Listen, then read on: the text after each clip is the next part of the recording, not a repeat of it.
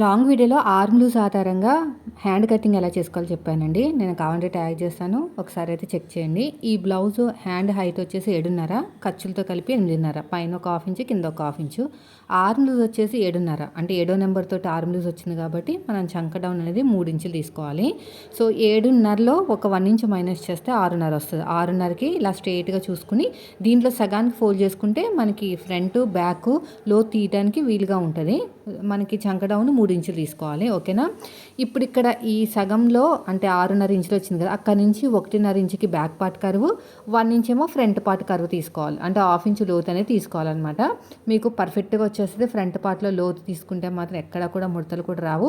కరెక్ట్గా హ్యాండ్ కుట్టిన తర్వాత కరెక్ట్గా వచ్చి కూర్చుంటుంది అనమాట. ఎక్కడ పీలుకుపోవటాలు కానీ అలా ఏం జరగదు.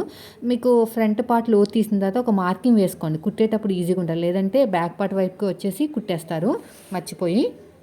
ఇలా మార్కింగ్ వేసుకోండి. లాంగ్ వీడియో కూడా పోస్ట్ చేశాను. ఎవరికైనా ఇంట్రెస్ట్ ఉన్నవారు వెంటనే చూడండి. వీడియో నచ్చితే మాత్రం ఖచ్చితంగా